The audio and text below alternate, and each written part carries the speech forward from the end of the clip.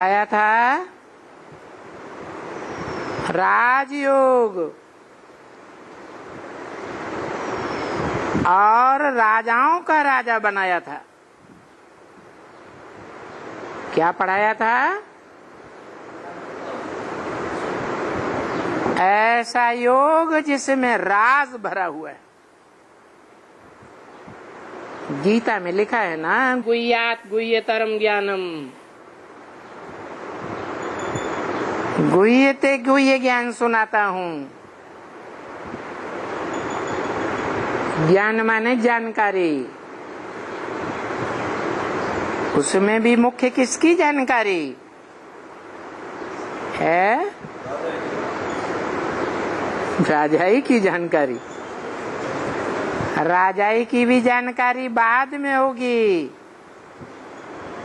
पहले तो बाप की जानकारी। जिस बाप ने जान करके पहचान करके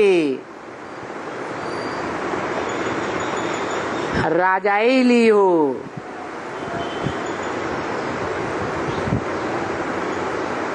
खुद राजाई लेने वाला होगा तो अपने बच्चों को भी देगा। खुद ही राजाई लेने वाला नहीं होगा तो अपने बच्चों को देगा क्या? है धनवान होगा तो धन का वर्षा देगा।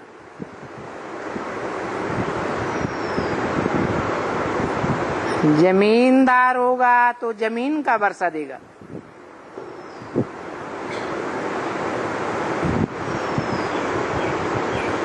खुद ही जमीन नहीं होगी,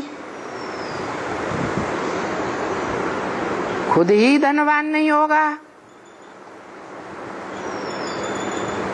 तो उस तरह की प्रॉपर्टी बच्चे को कैसे देगा? तो देखो,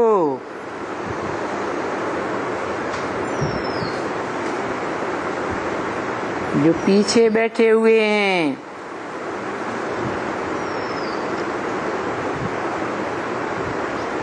बड़े बड़े समझे जाते हैं, वो बड़े बड़े बैठे हुए हैं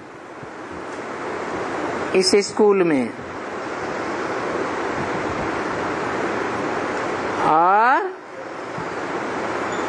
पढ़ाई पर उतना तवज्जो नहीं देते हैं,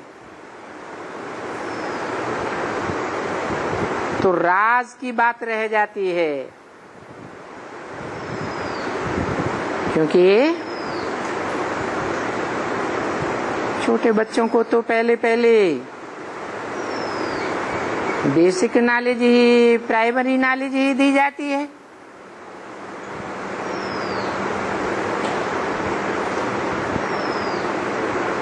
यहाँ भी बताया जाता है तुम देह नहीं हो, आत्मा हो, ज्योति बिंदु हो, निराकार हो। निराकार आत्मा का बाप कैसा होगा? है निराकारी होगा। निराकार से क्या मिलेगा? है निराकार से निराकार वर्षा मिलेगा या साकार वर्षा मिलेगा? निराकार वर्षा क्या होता है? ज्ञान है निराकार। जो निराकार ज्ञान है वो निराकार बाप का वर्षा है। और स्वर्ग जीवन मुक्ति, जीवन में रहते मुक्ति, दुख दर्दों से मुक्ति। ये किसका वर्षा है? निराकार का वर्षा है। निराकार जीवन मुक्ति भोगता है? नहीं भोगता। तो निराकार जब स्वयं ही जीवन मुक्ति नहीं भोगता तो अपने बच्चों को कैसे देगा?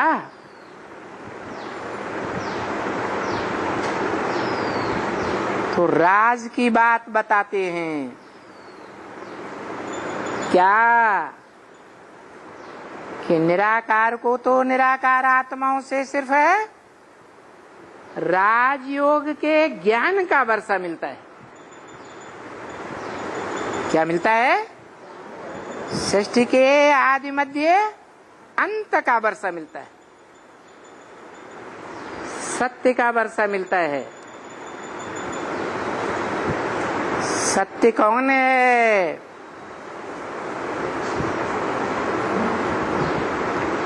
सत्य को जानने वाला असत्य को भी जानेगा या नहीं जानेगा?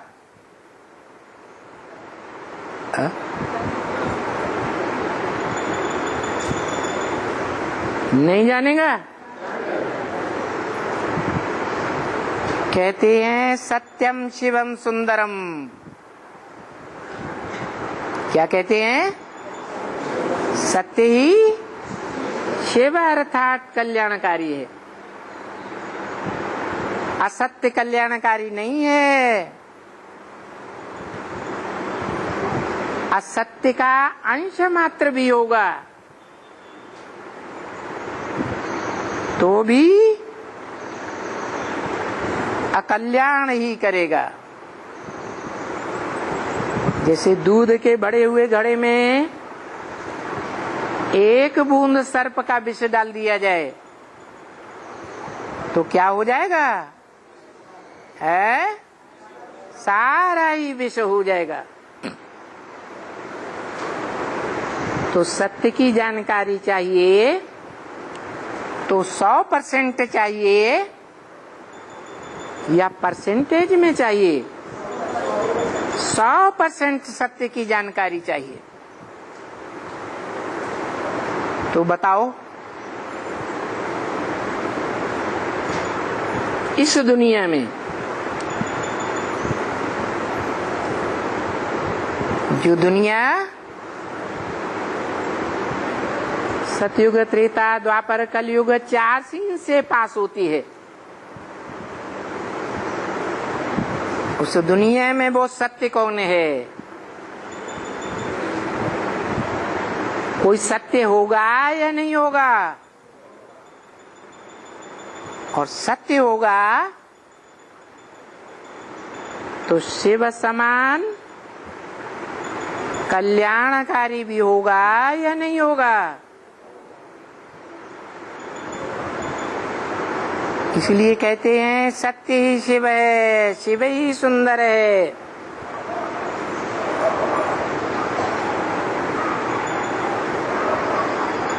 और बाप बताते भी हैं, आत्माओं का बाप ब्रह्मा मुख से बताते हैं,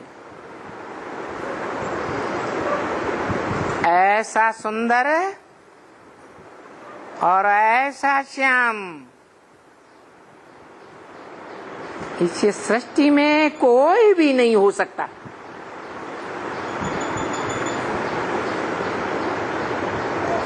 कैसा सत्य, कैसा श्याम, जिसे भक्ति मार्ग वाले भी बोलते हैं श्याम सुंदर।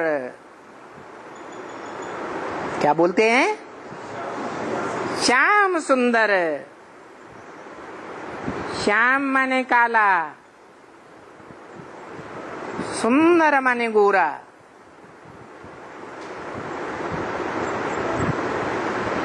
सत्य कर्म करने वाला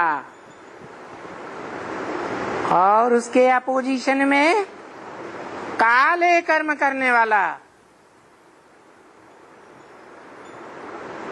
ऐसा श्याम और सुंदर इस दुनिया में कोई भी नहीं हो सकता।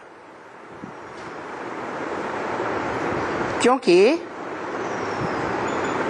इस दुनिया का ये नियम है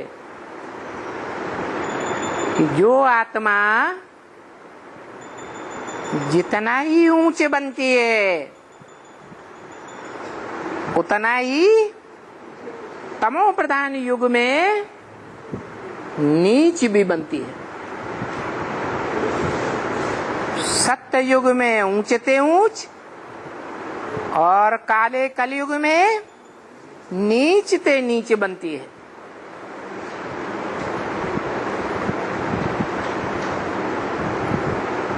तो श्याम का भी ज्ञान चाहिए, सुंदर का भी ज्ञान चाहिए। वो श्याम और सुंदर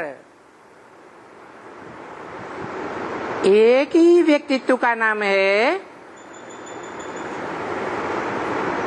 यह जैसे ईश्वर की दी हुई बेसिक नॉलेज पढ़ने वाले समझते हैं कि इस जन्म में श्याम और सतयुग के जन्म में सुंदर बनेगा। तो एक व्यक्तित्व हुआ या दो हुए?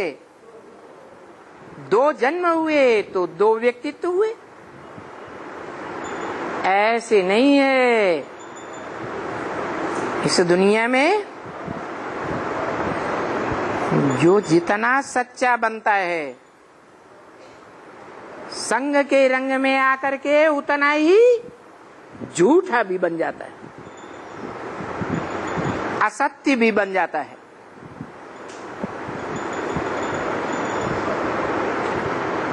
ये दुनिया का हिसाब ही ऐसा है कि इस दुनिया में एक ही भी मनुष्य मात्र नहीं,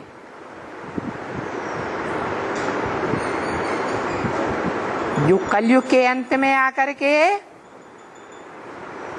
तमो प्रधान झूठ काला न बन जाए। सारी दुनिया रावण संप्रदाय बन जाती है। कोई बचता है? कोई नहीं बचता। परंतु निराकार आत्माओं का बाप, निराकार शिव बाप सुप्रीम सोल कहते हैं कि मैं तो इस दुनिया का वासी नहीं हूं। मैं कहाँ का वासी हूं? परे ते परे धाम का वासी हूं। और सदा शिव मुझे कहा जाता है। ऐसे नहीं, आज कल्याणकारी शिव और कल सारी दुनिया को मारने वाला, मार देने वाला अकल्याणकारी अशिव बन जाए।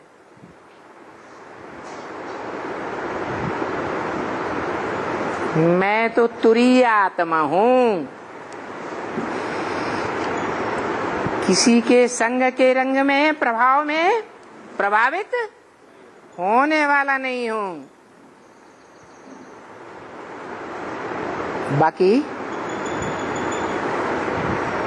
इस दुनिया में जो भी मनुष्य मात्र हैं वो सब A to Z कितने भी बड़े बड़े कहे जाते हों दुनिया में, ग्रेट फादर्स कहे जाते हों, इब्राहिम, बुद्ध, क्राइस्ट, कितनी भी बड़े से बड़ी मानवीय जनरेशन के पिता कहे जाते हो, जैसे क्राइस्ट लगभग सारी दुनिया की आधी जनरेशन उसे बाप मानती है। किसको? क्राइस्ट को क्रिश्चियंस अपना बाप मानते हैं। इतनी ग्रेट आत्मा है, वो भी इस दुनिया में आकर क्या बन जाती है?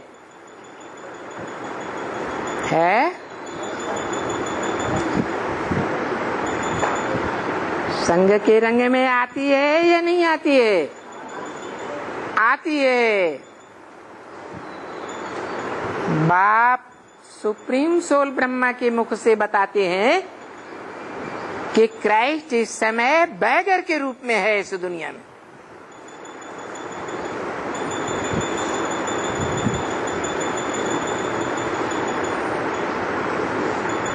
बैगर माना भिखारी,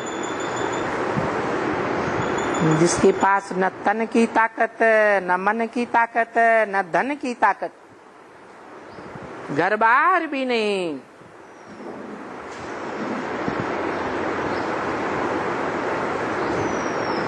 इस दुनिया की सभी मनुष्य आत्माएं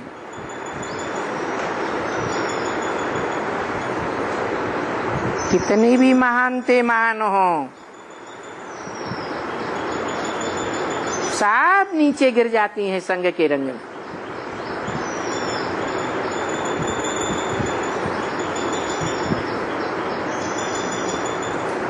एक मैं ही आत्मा ऐसी हूं जिसकी आत्मा का नाम शिव है, जिसका शरीर अपना होता ही नहीं।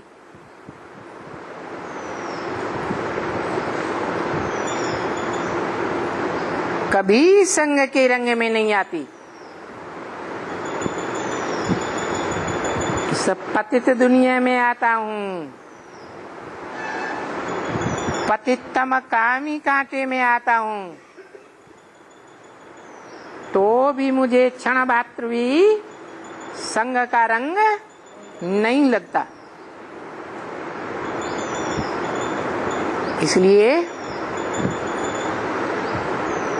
मैं इस लोक का वासी हूँ, इस दुनिया में आता हूँ, तो भी मेरी बुद्धि रूपी आत्मा कहाँ धरी रहती है? ऊंचे ते ऊंचे धाम में रहती है।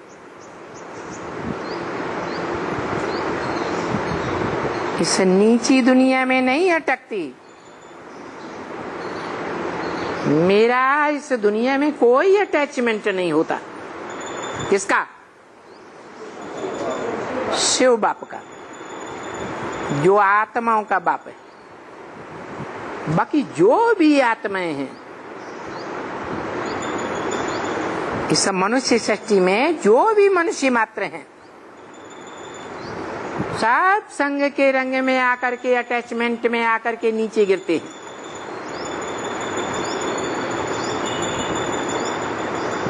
तब फिर बताओ,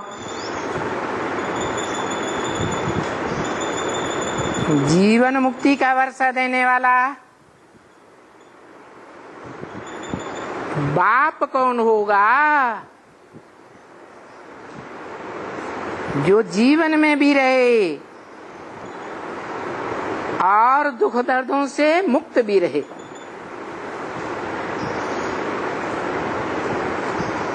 भले सतयुग में रहे, त्रेता में रहे, रजो प्रधान द्वापर में रहे, तमो प्रधान कलयुग में रहे, तो भी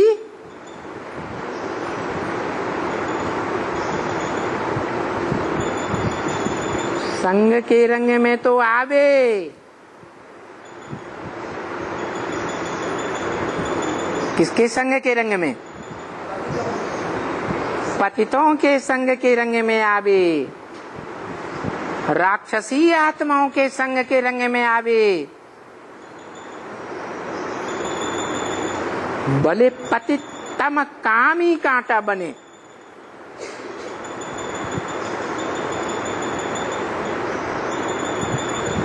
तो भी यही कहा जाएगा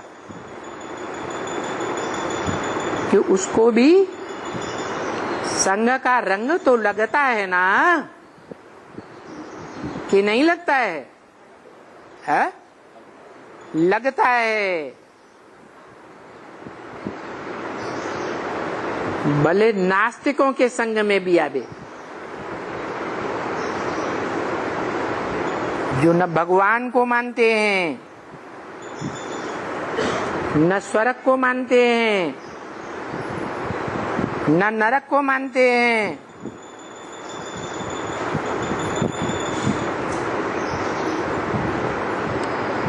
न कोई धर्म ग्रंथ को मानते हैं, न कोई धर्म को मानते हैं।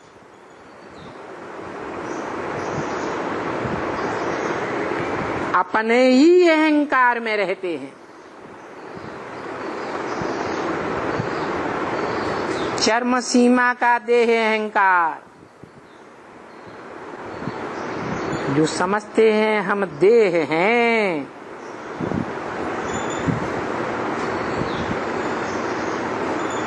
देह के 5 तत्वों का ही विश्लेषण करते हैं, पंचभूतों को ही मान्यता देते हैं।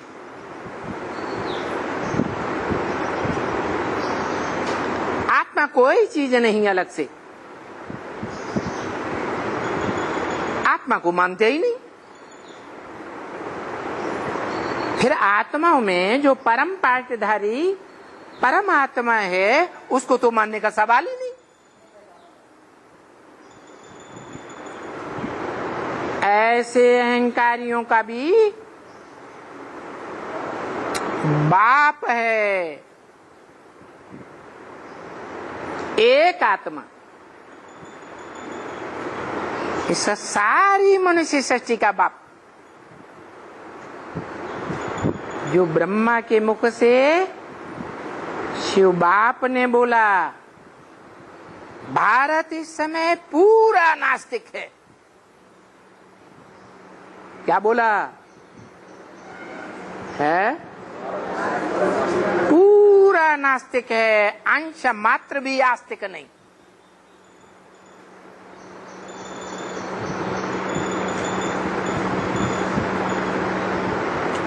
जैसे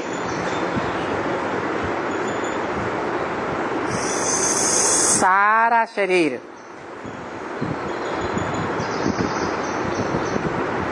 भक्ति मार्ग में विष्णु के सारे शरीर को इस सृष्टि का विराट रूप मानते हैं।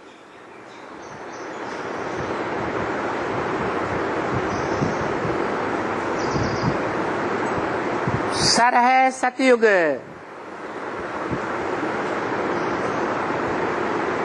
बाहें त्रेता युग और नाभि से लेकर घुटनों तक के अंग द्वापुर,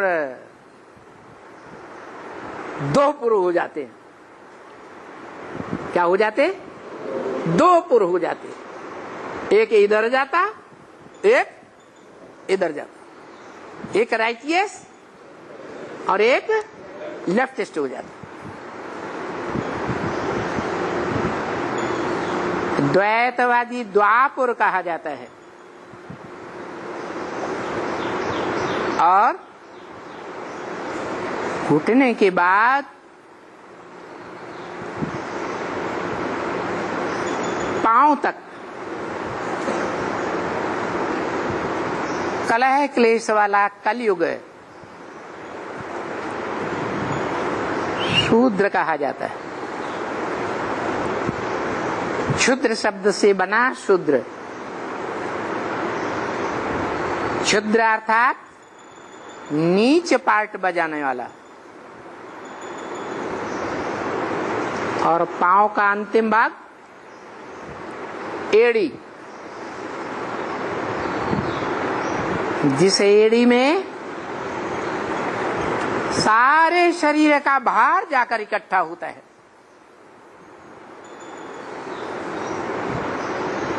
वो एड़ी है कलयुग का अंतिम समय। और एड़ी से लेकर के चोटी तक संगम कहा जाता है चढ़ती कला का।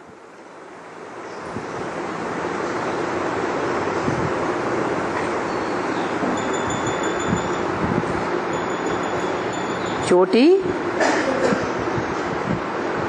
और एड़ी में क्या अंतर है?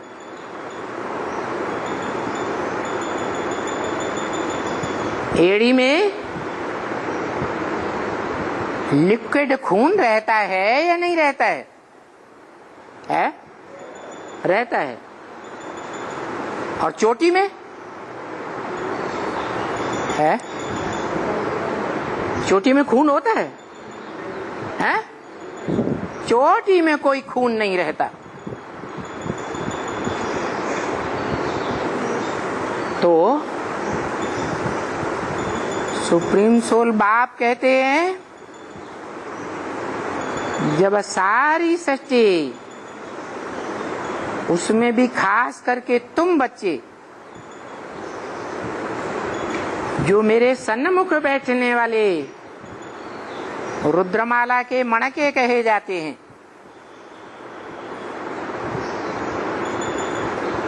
वो सारा ही इस संसार रूपी विषय सागर में डूब जाते हैं।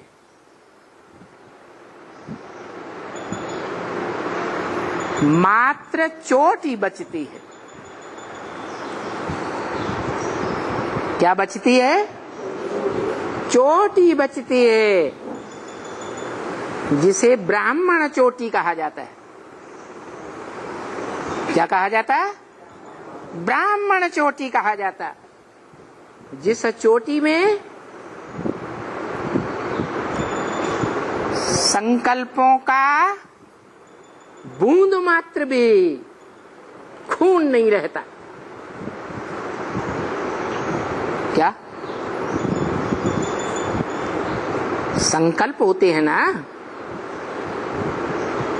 वो बेहद का खून है।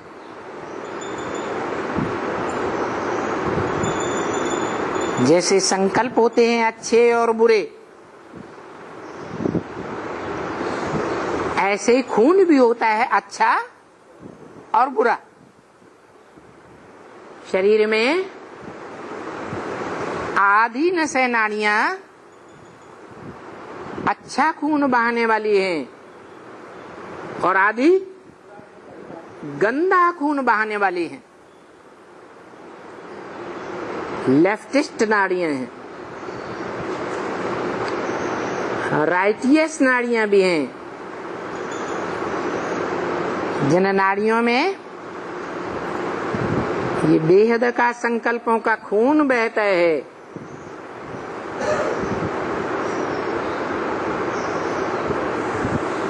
मनन चिंतन से मनुष्य कहा जाता है। मनन चिंतन मंथन नहीं करता तो मनुष्य नहीं तो क्या कहा जाता है? जानवर, पशु, पक्षी, कीड़ा मकोड़ा कहा जाता है। तो देखो, एड़ी से लेकर के चोटी तक का जब संगम युग का सफर करते हो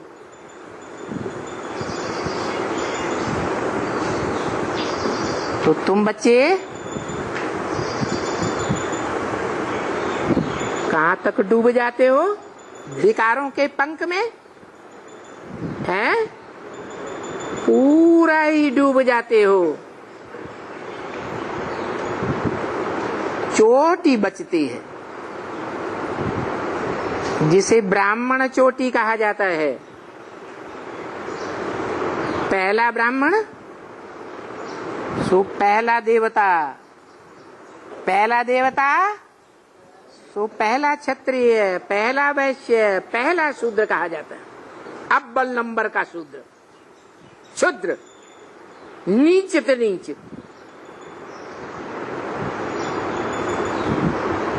और पहले नंबर का ब्राह्मण ऊंचे ते ऊंचे। संपूर्ण ब्राह्मण तो संपूर्ण देवता, अपूर्ण ब्राह्मण तो अपूर्ण देवता। इसलिए 9 कुरियों के ब्राह्मण गाए हुए हैं। क्योंकि 9 ही धर्म हैं सत्य रूपी रंगमंच पर। जिन 9 धर्मों में कन्वर्ट होने वाली आत्माएं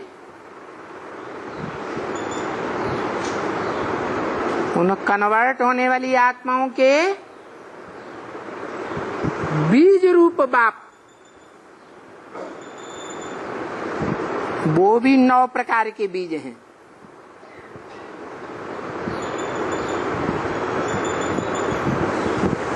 सब संसार सागर में, विषय सागर में, विषय विकारों के सागर में पूरे ही डूब जाते हैं।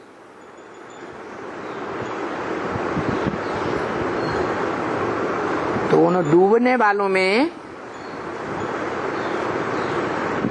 खून रहता है या नहीं रहता है?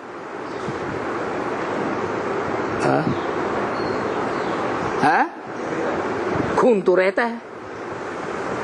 चलो गंदा ही खून रहता हो, दुष्ट संकल्पों का ही खून बहता हो, खून तो रहता है। लेकिन चोटी में है, चोटी में कोई खून नहीं रहता।